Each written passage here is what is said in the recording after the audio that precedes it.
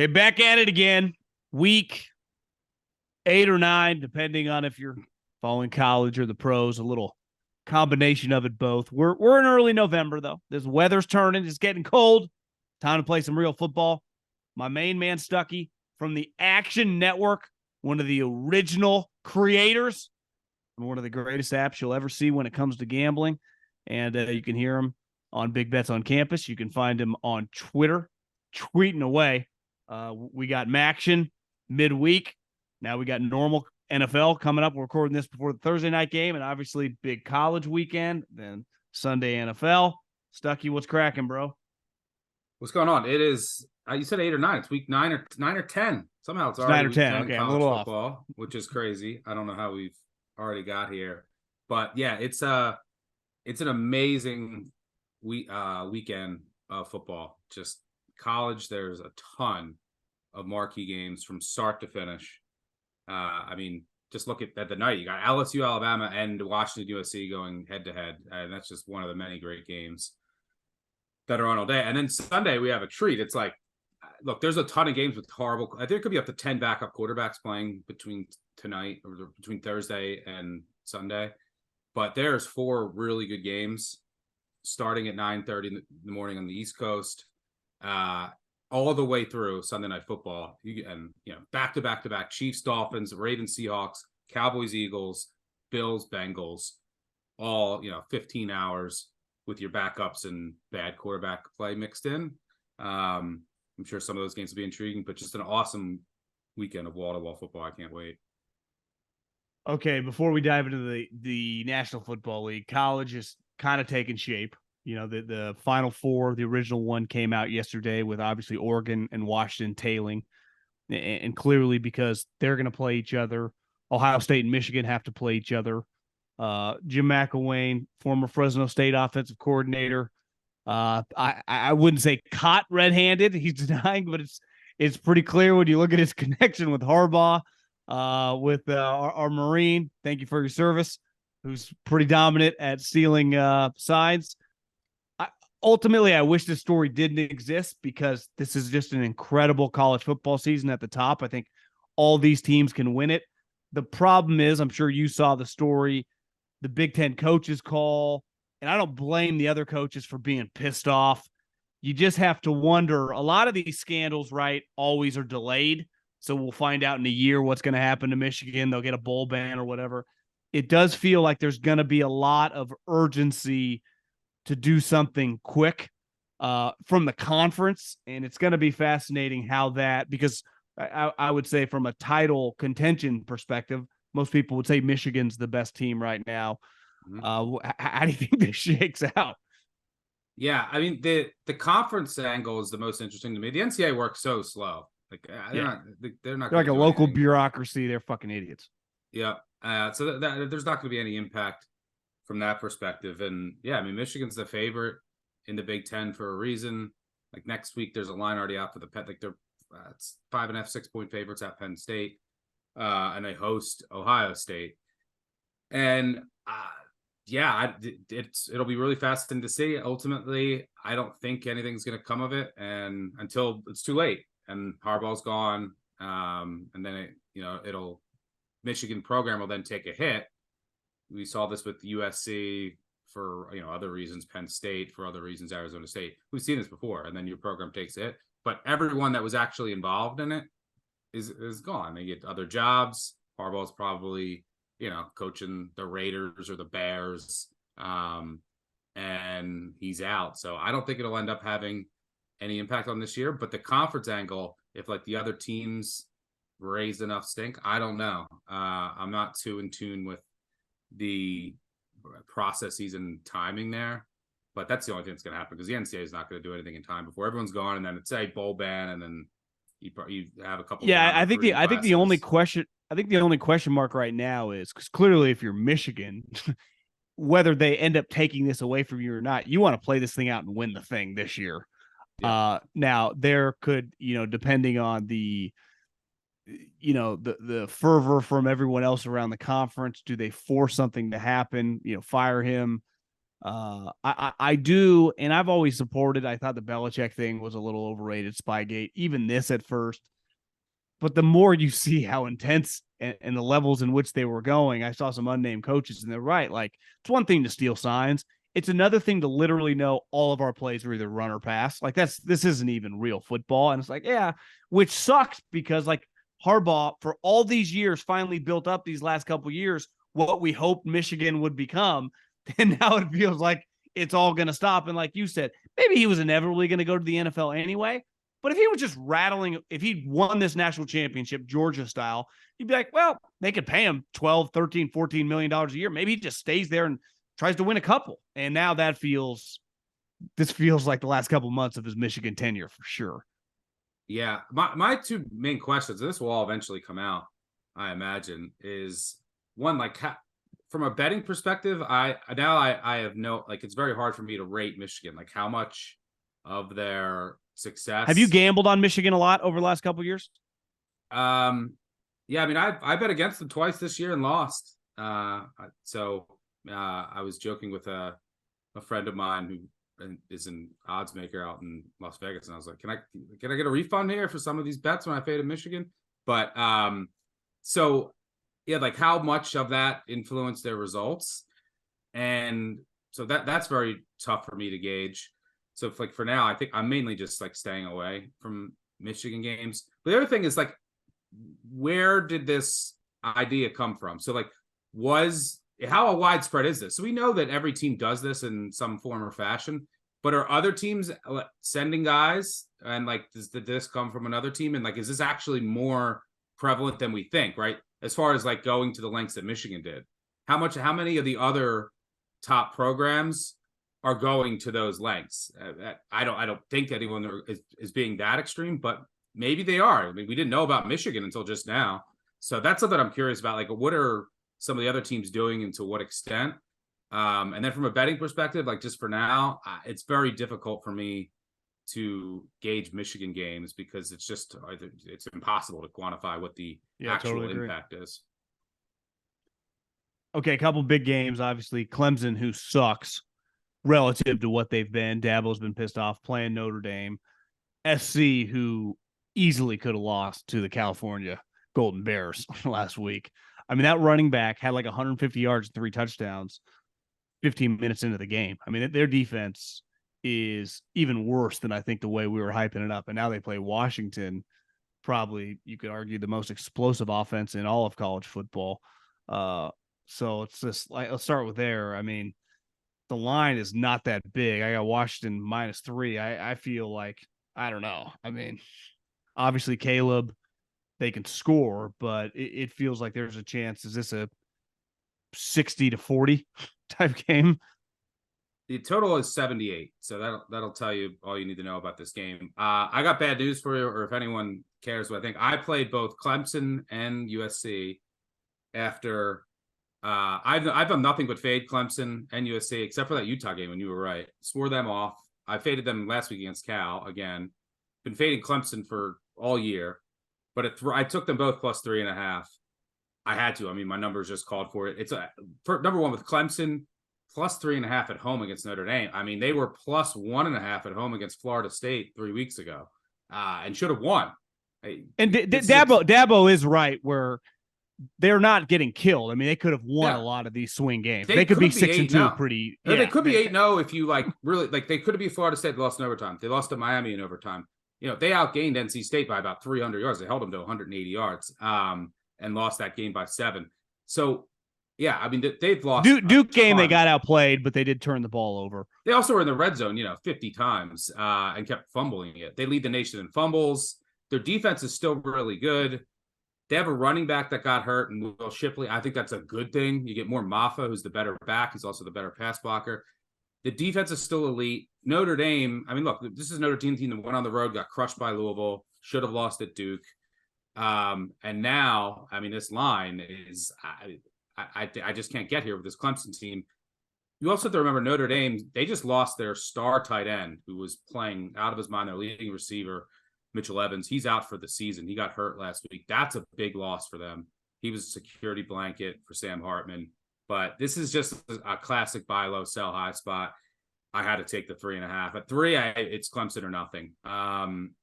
So they've certainly been unlucky. They're on the downtrend because they're just not as talented anymore because they don't hit the transfer portal like other teams, and Dabo refuses to adjust. Maybe a season like this gets them to do it, but it will. Yeah, it has to. Otherwise, they're just going to fall way behind. You can just look at the receivers. That's the biggest thing. Their receiving talent is just. I mean, this is a program that has dudes that are killing it in the NFL. Now there's nothing there, and you just compare it to their top teams.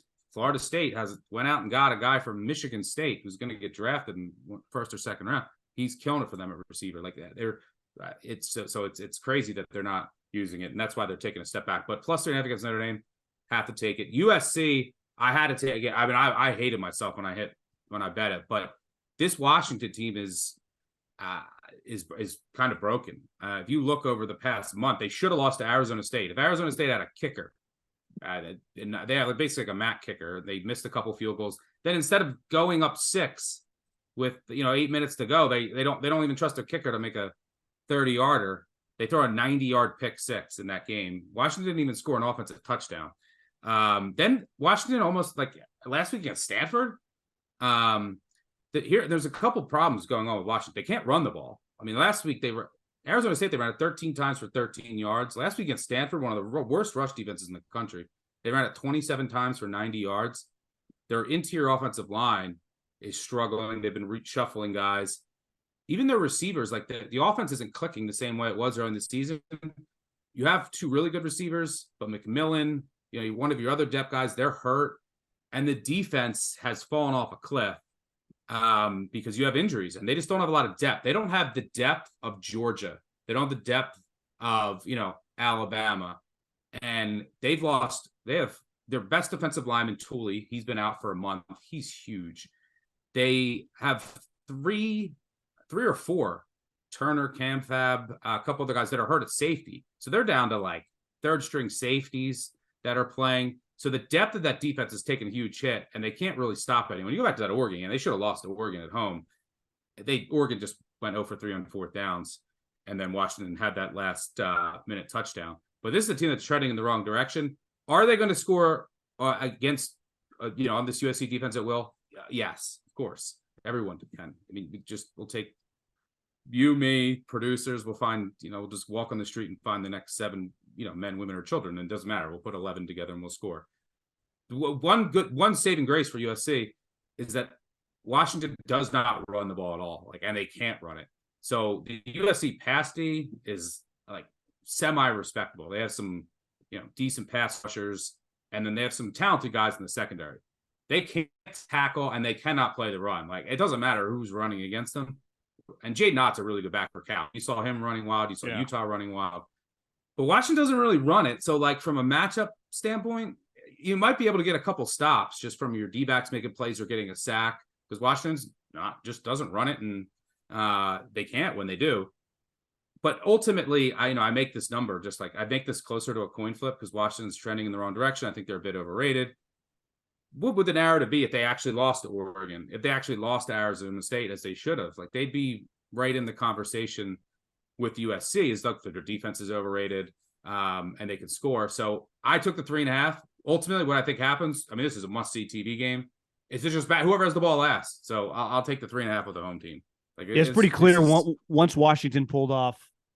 I don't want to call it an upset, but once they beat Oregon, the 2 teams since, I mean, Oregon looked dramatically better, right? I mean, yes. Oregon, I mean, they killed Utah.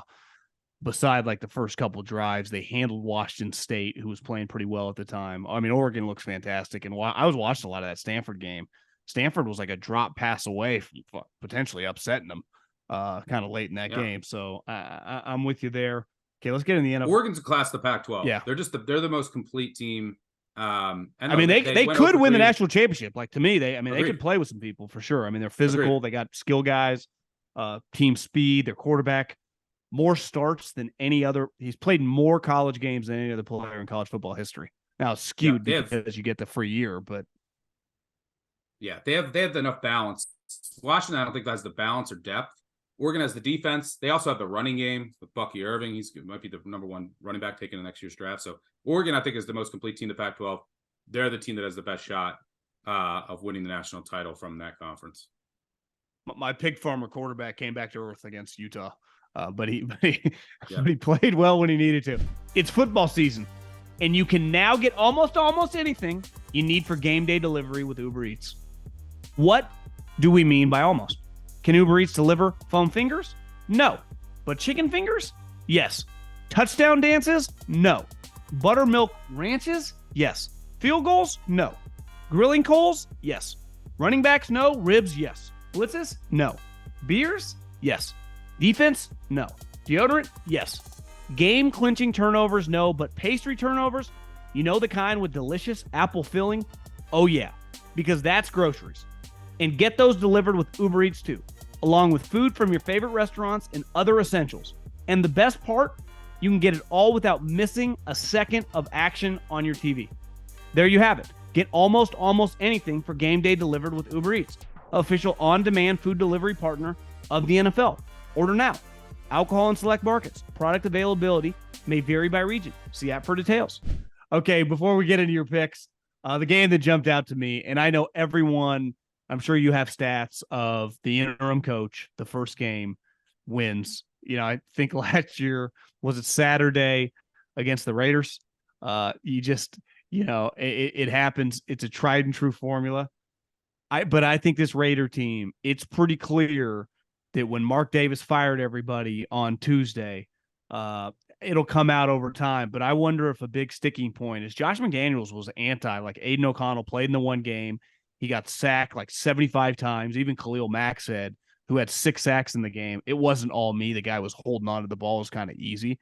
So I think Josh thinks this guy, listen, this is not, he even said, this is not the preseason. I'm not defending Josh. I think he's terrible. But I do think they thought this quarterback had no chance out there, despite Jimmy playing poorly. I just don't. I think it could be very, very tough. And say what you want about the Giants. Their defense has played very well. Daniel Jones is back. But at any moment that neck gets re-injured, we got to reinsert DeVito, which would immediately be a problem, even against the Raiders, who have like one good player on defense. Antonio Pierce was, pretty fired up at the press conference, saying that he's from Compton and all this stuff. But they fired their offensive coordinator. They also fired their head coach who called the plays. So they got a lot of moving parts here. I don't know. I just think the Raiders, maybe you get a little extra effort, but the Giants have been playing really hard too. And they're not just tapping out yet on the season. I just like the Giants plus 1.5 in this game. Yeah, it's Giants or nothing. I mean, if you go back, last 20 seasons in the NFL, interim coaches, okay, after firing coach in season, their very next game that week, they are 16-13 against the spread, but they're 13-16 straight up. A lot of times you're getting these teams that are big underdogs, right? Why do they fire their coach? Because they're horrendous, right? 10-point underdog or whatever. Yeah, this is way different story. Because they're favored, and they also have a backup quarterback. They also fired their offensive coordinator in addition to it. So yeah, I think it can only work against them. So a lot of times it's like there's the element of surprise. Let's switch some things up. But I also think Devontae Adams might have had some influence in this, and talking with Mark Davis after last week. 100%. Yeah, he definitely got in there and said stuff. But yeah, it's Giants or nothing here. Yeah, the fear is like if Jones is out and you got DeVito, you're cooked. But even if the Raiders' offense isn't great, they can't score more. They only scored more than 20 once, and that's because they got a safety on like the final play against Mac Jones, and so they can't score. What the Raiders' defense is doing. And you said it, the Giants' D is playing well. What the Raiders' defense is doing this year is Max Crosby's the stud, and that's it. That's all they have. So the defensive coordinator was very good. They're basically just dropping everybody, and they're saying you're not going to get any explosive plays on us. That's why I think every one of their games has gone under. You're not going to get any explosive plays on us. We're just going to come up, make tackles, make you go, 12, 15 plays, and then we're going to try to get a stop in the red zone, or we're going to force you into a mistake. But who cares against the Giants? The Giants don't have any explosiveness. So the Giants are happy to dink, dunk, give it to Barkley. You can run all day on this Raiders D. So I think it's a good matchup for the Giants because the Raiders want to take away your explosive plays. The Giants don't have any explosive plays. And their D is playing well. So I agree with you here. It's Giants or nothing. Okay, let's go far, far across the pond. This game on paper is pretty sweet. Obviously, the Chiefs coming off probably one of the ugliest games in the Mahomes era. Definitely when you factor in that he'd never lost a road divisional game. 5 turnovers, I would imagine the history of the league, when you lose the turnover battle by 4, you're going to lose 99.9% of those games. Now you're playing the Dolphins, who, that game was close against the Patriots. I liked where you were at. And then just Mac Jones turned into Mac Jones again.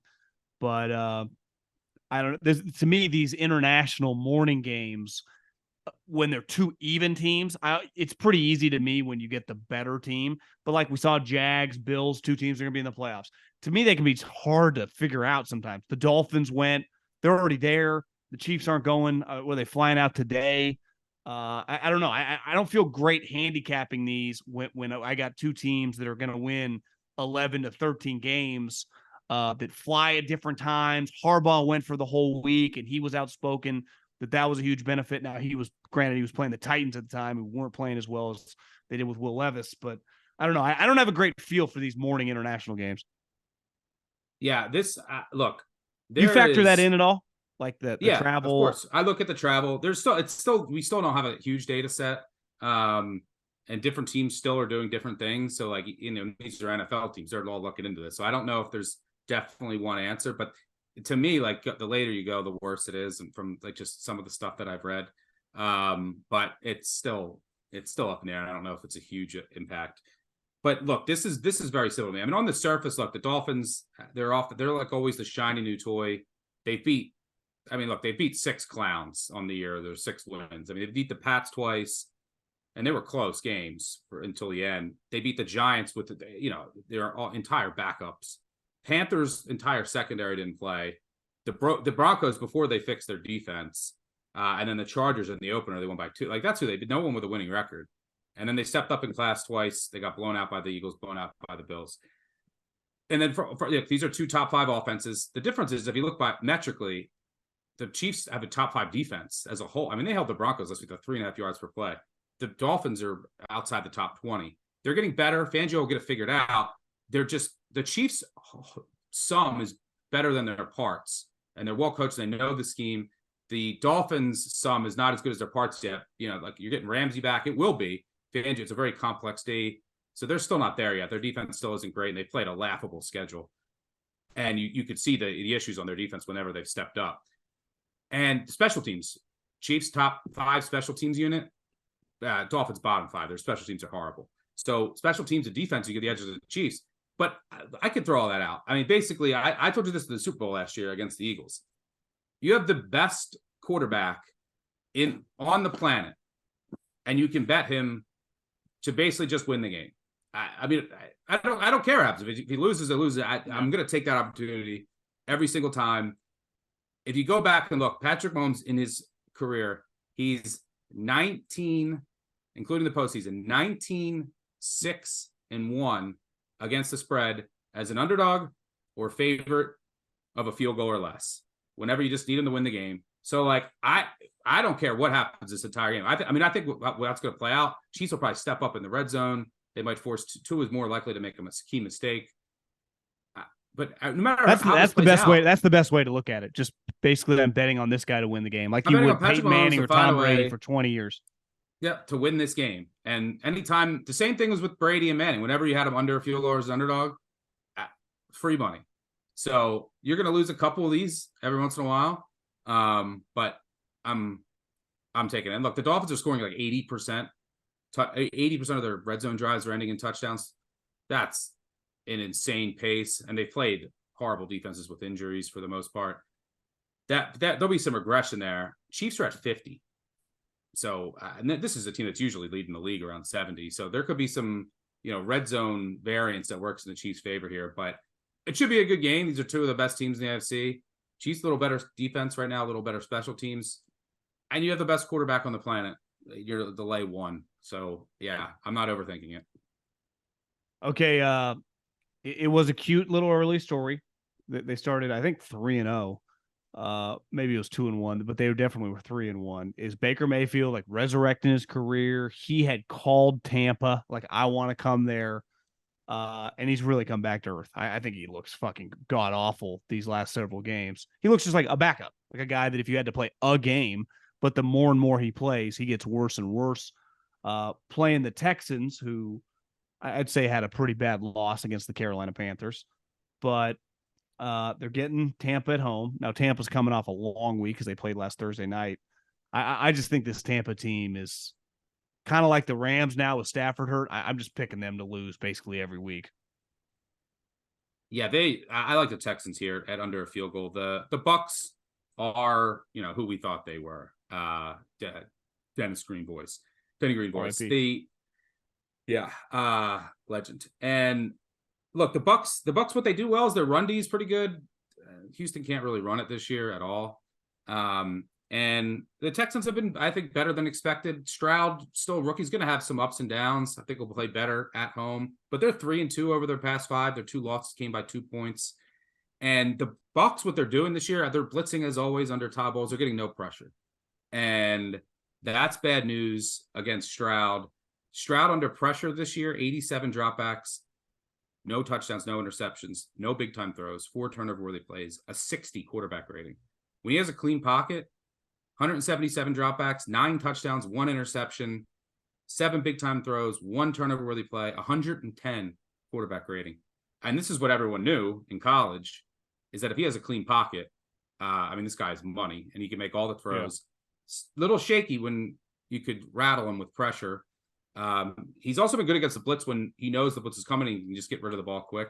So this is a good matchup at home for Stroud because the Bucs just aren't generating any pressure, even though they're trying to blitz a lot. Mayfield, who's always been bad against pressure, actually has some decent pressure numbers. He has some regression coming that way. He's also not healthy. He's dealing with a knee injury. And yeah, I think that these two defenses, and look, the Texans have dealt with a ton of injuries all year. So I think they're a little better than some people might realize because Stroud's really good. Their offensive line, this was a team that was playing with 4 backup offensive linemen. So a third stringer in there too. They were decimated. Now their offensive line's finally healthy. And you're talking new staff, new scheme. So there's going to be some ups and downs, but they also had both their safeties out. At Petrie, who I love, Jimmy Ward, they were both out for multiple weeks. You're playing with backup safeties, backup corners. So this team's dealt with a lot of injuries, basically as healthy as they've been in a while now. So these defenses are close to on par. The Bucs defense, it's solid, but it's getting older. They can't really generate pressure. So these defenses are kind of close. So I'll happily take Stroud in what I think is a favorable matchup, who basically just needs to win this game against Baker Mayfield, who's probably going to make a couple key mistakes here. He's not fully healthy, and I think the Texans get a nice home win. I'm a little shocked they didn't do a little fire sale of just trying to trade, the receivers. Maybe even, I know Vita Vea was hurt. What's Evans still doing there? Like, you got but even Devin White, just throw some player, just put them on the market and just see what you could get. Who knows? What if you get a bunch of second-round picks? You're going to blow this thing up. I bet half those guys won't be on the team within the next 18 months anyway. So you might as well. And, some of the times these GMs are going, well, they're still looking at it, the division, like your team stinks. You're not going to the playoffs. The other thing that really crystallized to me last week is the Saints and I've been thinking this have zero business to not win this division. If they don't win the division, you immediately fire the coach. And I'm sorry, all the Derek Carr haters were right, because they should cruise to this division by several games, especially now with the Atlanta quarterback situation kind of getting weird. Okay, this is probably one we knew coming into the season. Whenever these two teams play, it's going to be one of the games of the year. They're both playing well coming into this game. Obviously, Jalen played well statistically last week, but it's pretty evident that he's kind of running with a little limp. It just doesn't quite look right physically.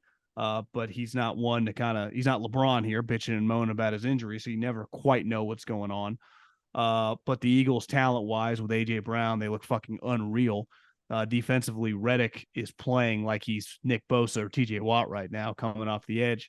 And the Cowboys just had one of their classic games where pick six, blocking field goals, returning safeties, punts for 50 yards. When they do that, they just annihilate you. I don't think this game's going to look like that. So when they get into a real game, how can they play? They're a hard team to figure out because I would say their highs, now they've come against shittier opponents, have been just, NFL style.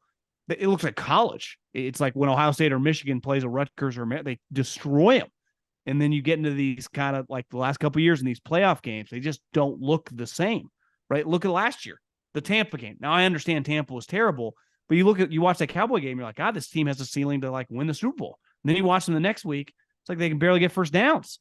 So it's hard for me to trust the Cowboys, despite a team that, like, of all the teams that are in like the top 7 or 8 that we consider, their high end sometimes can look like the Bills, the Chiefs, the 49ers. Yet when then they play one of those teams, they don't look like that again. So this one's hard for me, though. Anytime you get these divisional games, the players are comfortable playing. I don't care how big of a stars you have. It's not like they're going to be intimidated. And that Bland guy for the Cowboys, man, he's a stud.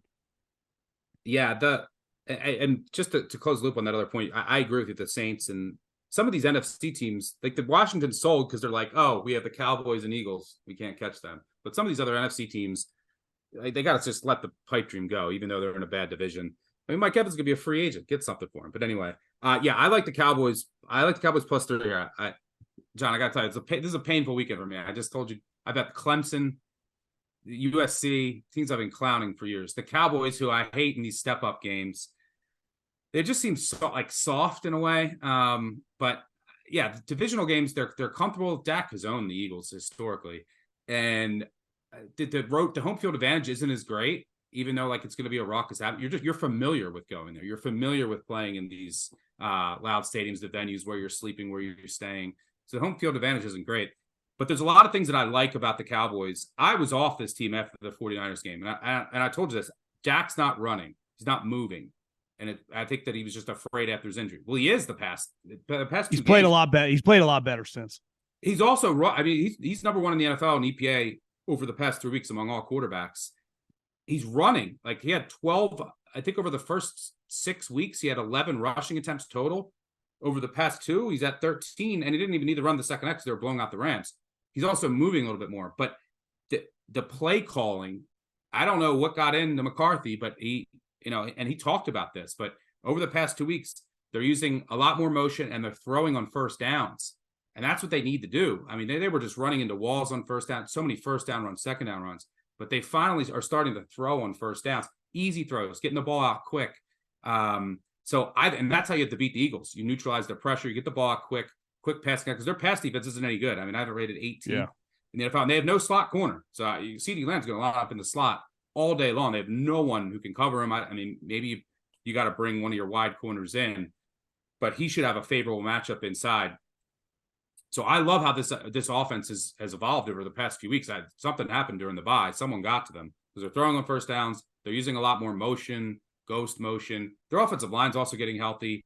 You should get Tyron Smith back. Tyler Smith's playing at an all-pro level. They were dealing with some injuries earlier in the season.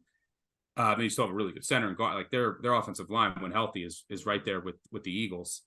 But the defense also has been so it was a question mark after you lose Diggs at one corner spot, and it took them some time to kind of figure it out and settle into their roles. And you mentioned Deron Bland; he's playing really well.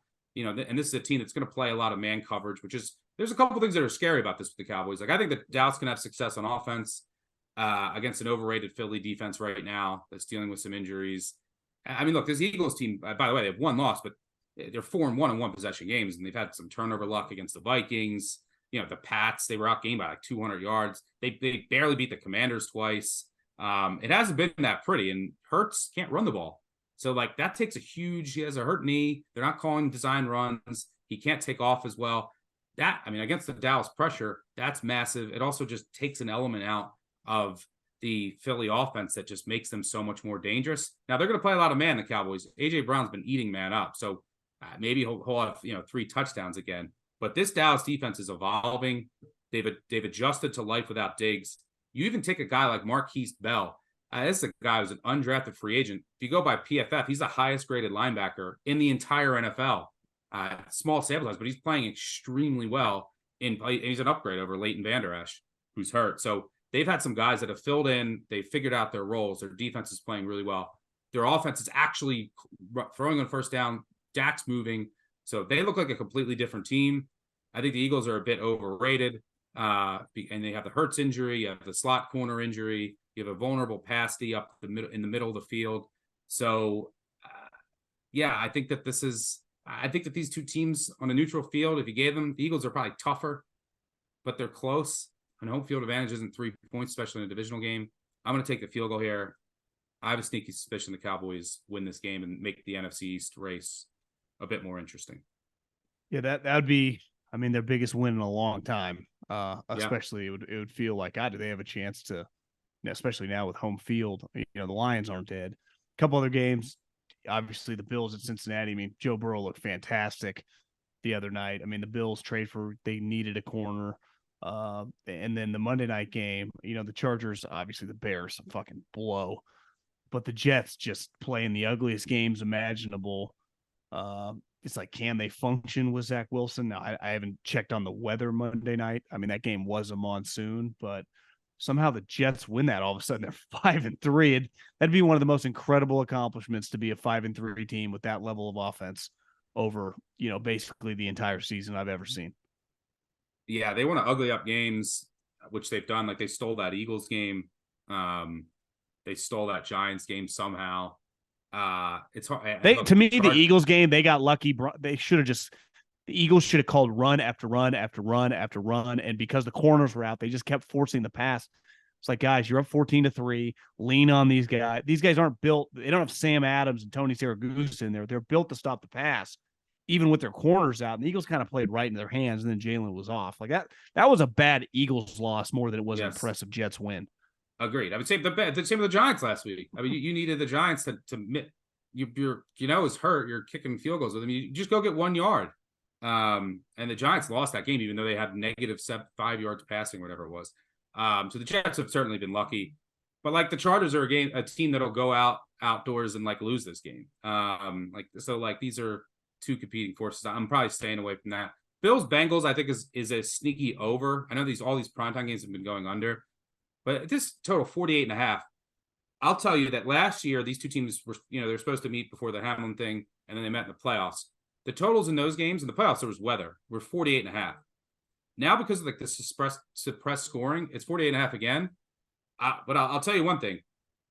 Burrow's back. He's fully healthy. He was, he wasn't practicing leading up to the season, so he always starts off rusty. He had that injury, looked fully healthy. That offense is back. Bills' offense is fine, one of the best in the NFL.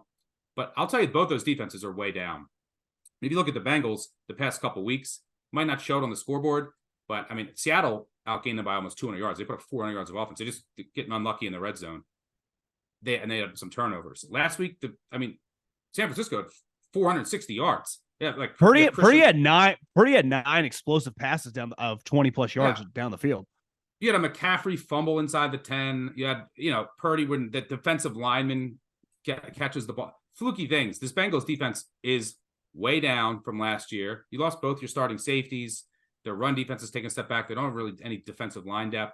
So their defense is significantly worse than it was last year. They've just been getting pretty lucky in the red zone with turnovers, so it's not really showing.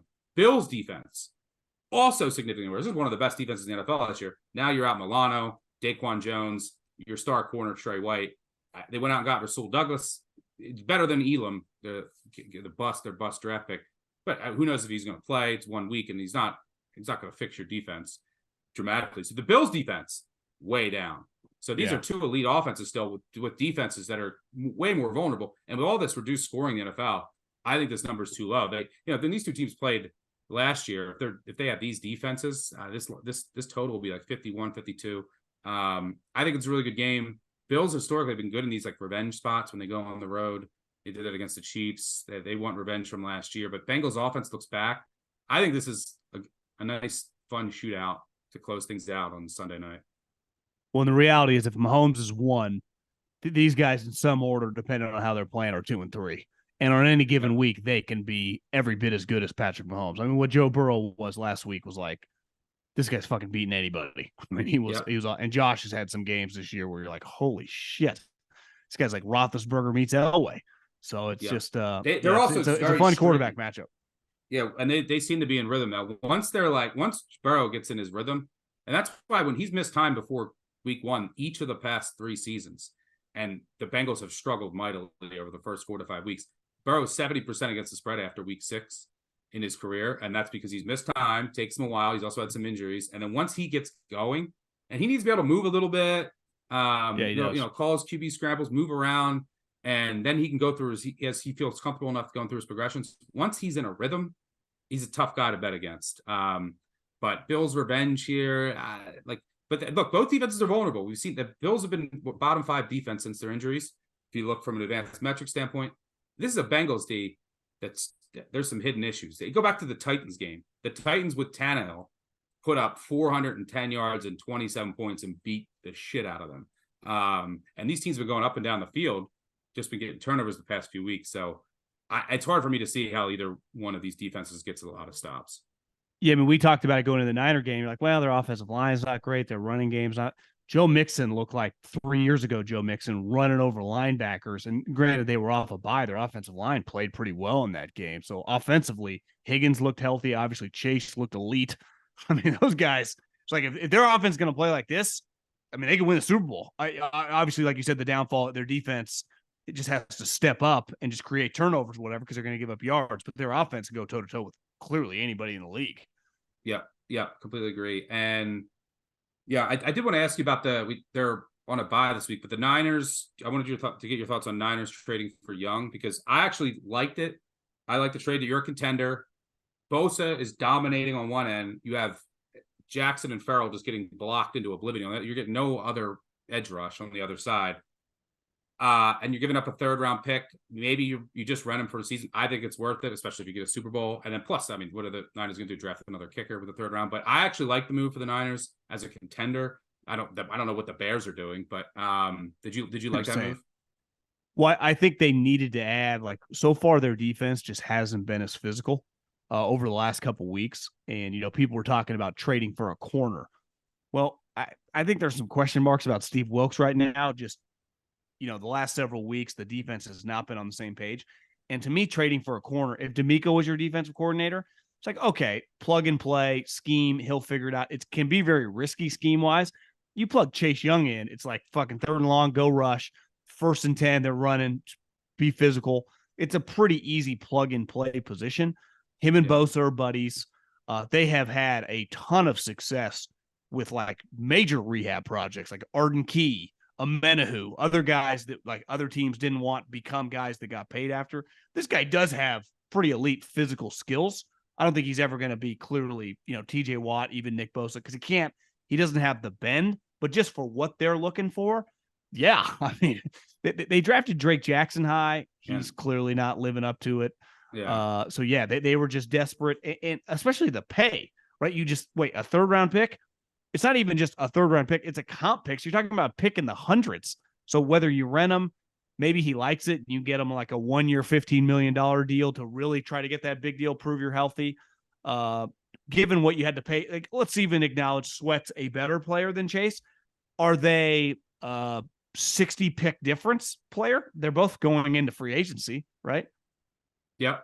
Yeah, no, I love it. Because I bet they were interested in Sweat, and they're like, hey, we'll offer you our 2nd and our 4th, given that their 2nd would ideally be like pick 58. And they're like, that's not good enough because they're getting pick 33 for him. So it's the Washington, that's the easiest trade they'll ever make in there. And especially if they were like, yeah, we're probably not going to re-sign this guy. Wait, you're going to give us pick 34? Are you fucking nuts? Yeah. Yeah, that was insane. They did it last year with Chase Claypool. It netted the Steelers Joey Porter Jr. And then they went out in the offseason and they wanted to pay, overrated linebackers as their big move. Like Coles is lost there. But yeah, I love the move, especially because you just had nothing there. Like, you needed something to balance Bosa, and that's going to make Bosa better. And there's a lot of metrics that suggest that, like, Young is at like a top 20 pass rusher in the league. Not as consistent, but he's dealt with injuries. And there's something that was just off with the Washington defense overall. Like, they had all these guys in the defensive line that were so good, but then there would be certain games where they would just not dominate, right? Like, schematically, there was something off that was going on. So I love the move. It was something that the 49ers desperately needed because they're in second Drake place. I mean, Jackson. Seattle's in first place right now. And Yeah. and you can say they pulled a game out of their ass, but they fucking won and the Niners lost. So, and they get the Niners on a short week at home, that Thanksgiving week. So I think part of it was that. Now, to me, the Leonard Williams trade, and I know they needed some defensive help. They gave a second round pick for also a guy that's going to be a free agent. No, Leonard's solid. I thought that was a little rich.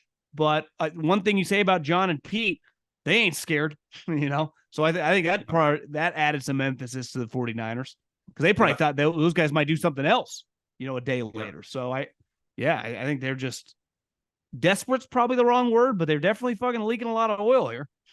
Yeah, they'll be fine. They got to get healthier. I like this move. Don't worry, my Ravens will take care of the Seahawks for you this weekend. So you'll be feeling better after this. Well, Jags Niners next week off a bye on the road. I mean, it's borderline must win for the Niners. You can't just lose 4 straight games in the NFL. I mean, that's even though the NFC, I mean, they could cruise to worst case scenario like 10 wins to get in the playoffs, but then all of a sudden you're playing, I don't know, the Cowboys or Lions or something in that wild card week. That wouldn't be easy.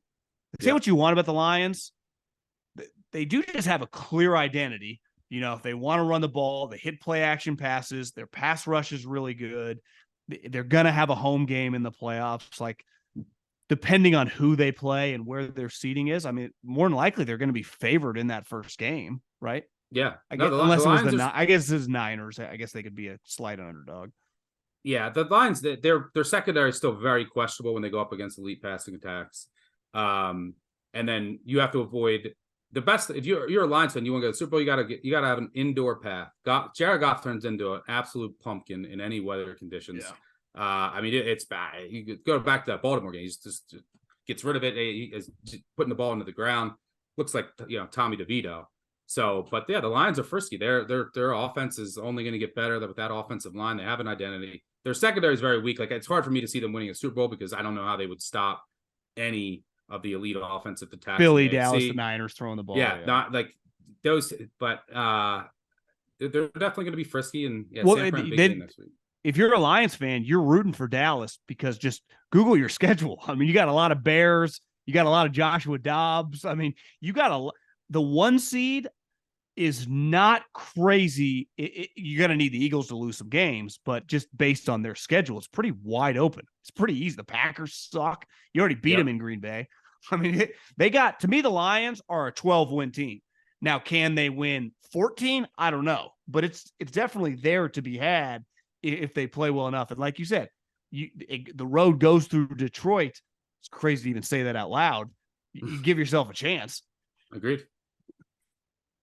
Okay, thanks, bro. Have a good weekend. Let's roll, baby. Absolutely. Enjoy the games. Talk to you next week.